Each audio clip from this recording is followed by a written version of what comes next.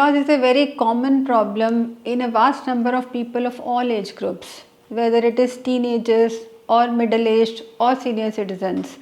So when a client comes to your OPD for hair fall, it is very difficult to find out the cause of the hair fall. And it is very frustrating both for the doctor and the client, but more often than not, the cause of alopecia is androgenetic or male or female pattern baldness. I myself have experienced hair loss after my younger one was born. So I know how much toll it takes on your psychology or how much distressing it is. So here I am Dr. Rajni. I am a cosmetologist based at Kyra Aesthetic Clinic, and today we'll talk about everything about hair loss and what to do about it. When we say there is abnormal hair loss, that is called alopecia. Normally we have 100,000 follicles on our scalp, and in a normal individual almost 50 to 100 or 150 strands are lost daily. If the hair sheds more than that, that is more than 150 strands, so we say it is abnormal hair loss and we say it is a condition of alopecia. So alopecia is not a diagnosis, it's just an observation. What are the signs of alopecia? There are basically two signs of alopecia. The first is shedding. Patient comes to your office and she or he says that when I comb my hair, I have clumps of hair falling, or there are a number of hair in my shower cubicle, or you see hair scattered all over your house or on your pillow. This means the hair is shedding more than the usual. And the second condition is thinning. Thinning is not noticed in a day or two, but over a period of time you feel that your scalp is getting more visible, or like you are tying a pony and you feel that your rubber band, you want to roll your rubber band more than the usual times, or the volume of your bun decreases. So these are the things when you feel that your hair has thinned out. It's a very interesting fact, but it is slightly disheartening that we observe thinning when 50% of hair are lost. So it's high time, once you feel that you have got thinning, you should take some action and start acting so that you can save your existing hair.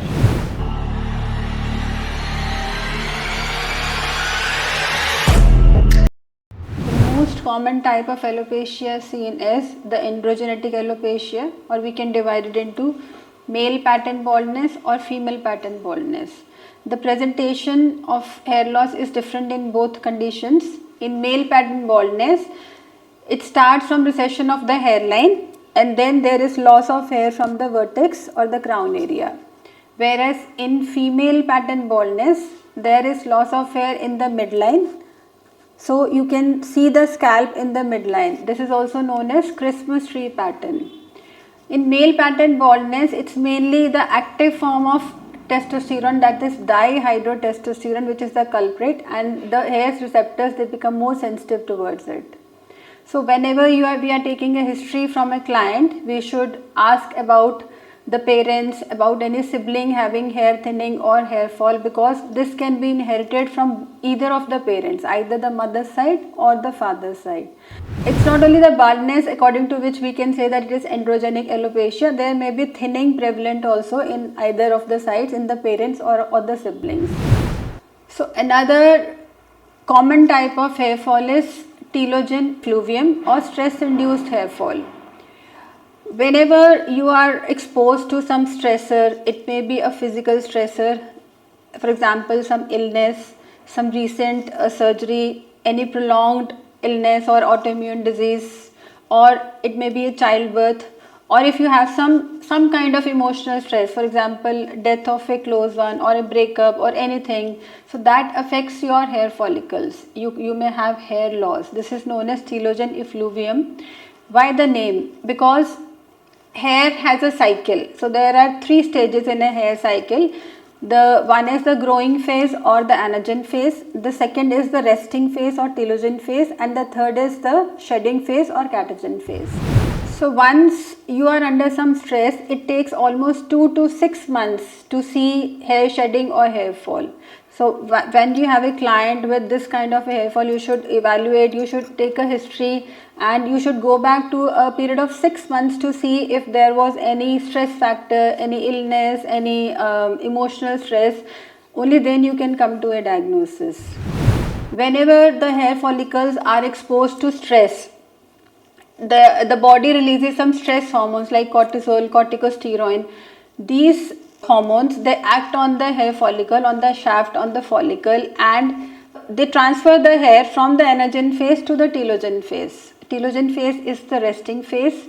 So when more hair are transferred from the growing phase to the resting phase, eventually these hair will shed, as a result of which once we experience some stress, after a few months there is more and more shedding of hair, hence the name telogen effluvium, and the patient will come to you saying that he is facing a lot of hair fall. So I have already told you there may be a number of factors or number of causes which lead to this condition.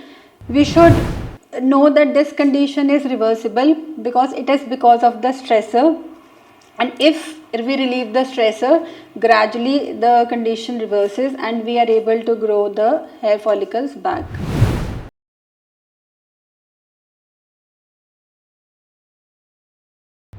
What are the other causes that lead to hair fall or hair thinning?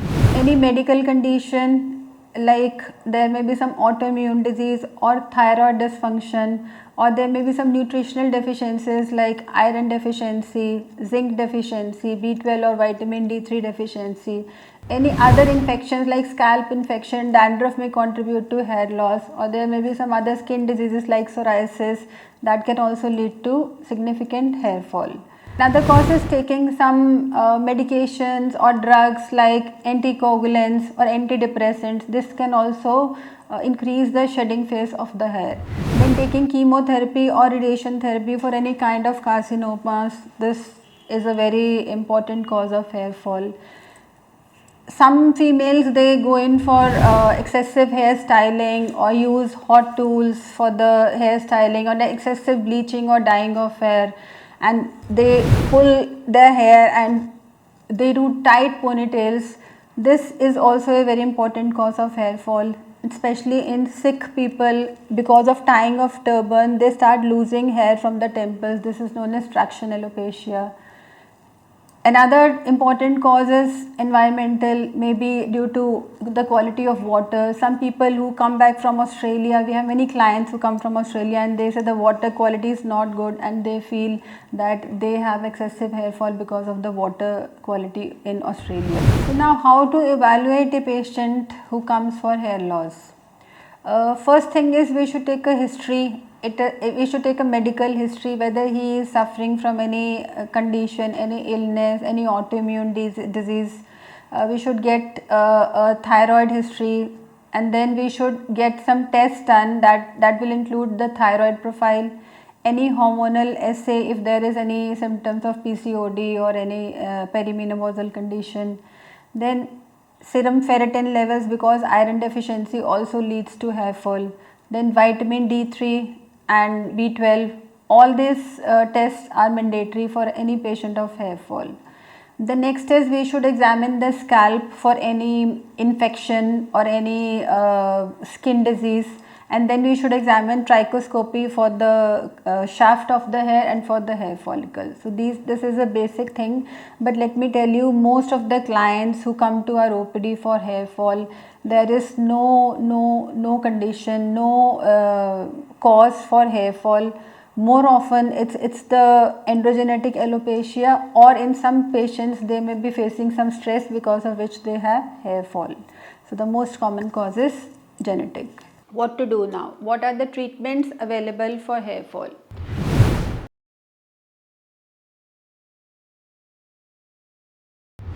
The first treatment is topical application. We can apply some hair solutions so that we can stop the hair fall. The most common is topical minoxidil.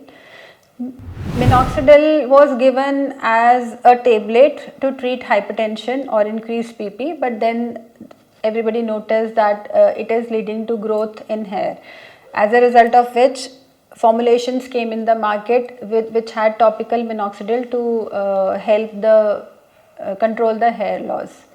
Minoxidil comes in a concentration of 3 to 5% and it can be used over the head. See, it's a very debatable thing. Some doctors, they prescribe minoxidil in routine, but it has certain side effects.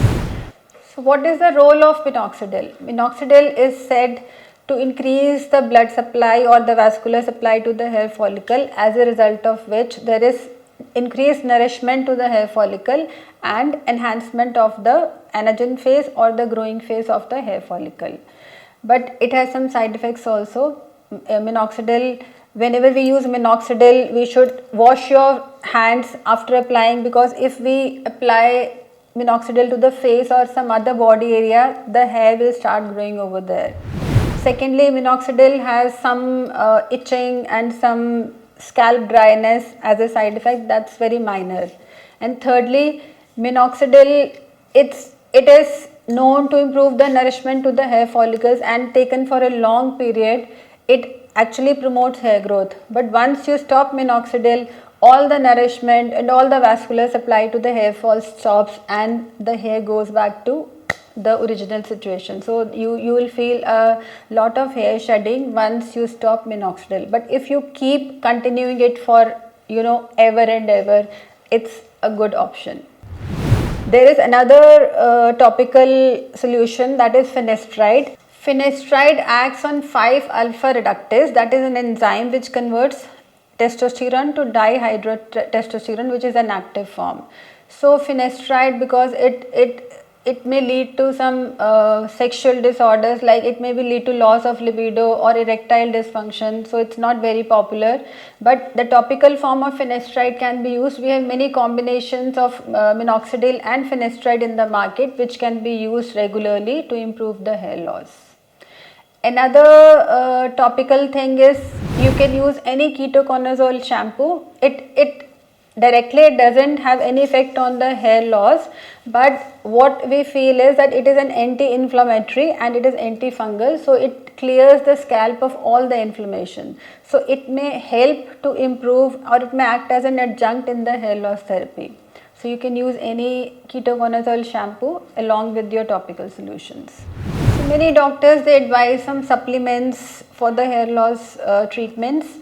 Yeah, the supplements are good, but biotin, biotin, it's blown out of proportion as a hair loss therapy. Biotin will be helpful to you only if you are biotin deficient. Otherwise, it won't be of any use in any kind of alopecia. So yes, the supplements, you can take different kind of supplements. They act as an adjunct to the hair loss therapy, but only on their own, they won't stop your hair fall. There are many reels on Instagram, and people, they come and ask whether they should use some onion juice or some rosemary oil or some other forms of oil. I can just say that there is no scientific researches on this, and there is nothing proven that these things, they really help in hair loss treatments or hair loss therapy.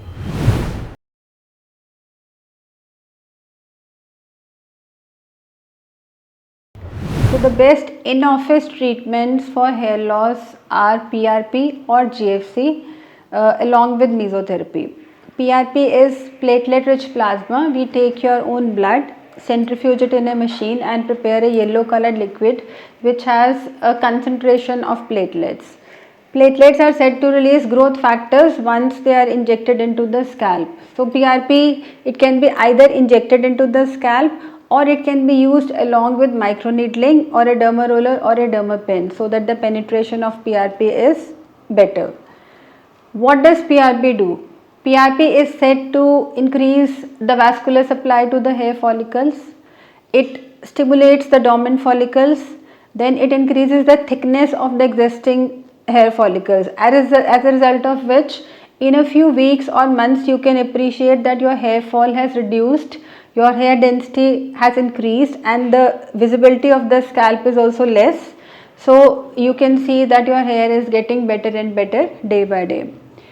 Saying this, it's not essential that PRP will act on each and every client.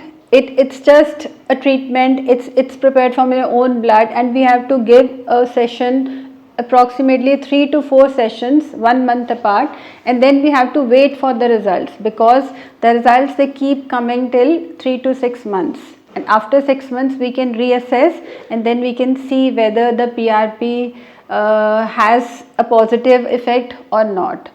Either PRP or GFC. GFC is an upgraded form of PRP and it is growth factor concentrate. There are different kits to prepare PRP and GFC.